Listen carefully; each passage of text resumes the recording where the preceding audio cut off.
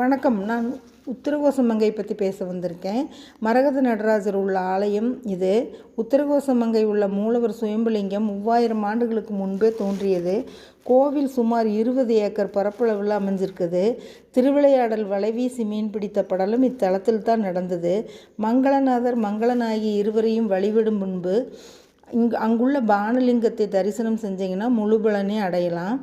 ராமாயண காலத்துக்கு முன்பே தோன்றியதற்கு ஆதாரமாக கல்வெட்டு இருக்குது. முருகனுக்கு இந்திரன் தனது ஐராவதத்தை அளித்தான்.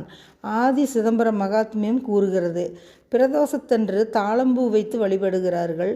டெல்லியை தலைநகராக கொண்டு 1300ஆம் ஆண்டு ஆட்சி செய்து வந்த அலாவுதீன் கில்சி உத்தரகோசமங்கை மரகத நடராஜர் சிலை இருப்பதை அறிந்து அதை கொள்ளையடிக்க முயன்றான். மங்களநாதர் அருளால் அது முயற்சி வெற்றியடையவில்லை. காரைக்கால் அம்மையார் இத்தலத்துக்கு வந்து ஈசனை வழிபட்டு சென்றுள்ளார். இக்கோயில் 8000 ஆண்டுகளுக்கு மேல் பழமையானது. இங்குள்ள இளந்த மரம் 3300 ஆண்டுகளுக்கு மேலாக இன்னும் பூத்து குலுங்குது. உங்களுக்கு பிடிச்சிருக்கும்னு நினைக்கிறேன். பிடிச்சிருந்தால் லைக் பண்ணுங்கள், ஷேர் பண்ணுங்கள், சப்ஸ்கிரைப் பண்ணுங்கள், பெல் பட்டன் அமுத்துங்க. இதனால் எல்லோருக்கும் இனிய நாளாக அமையட்டும்.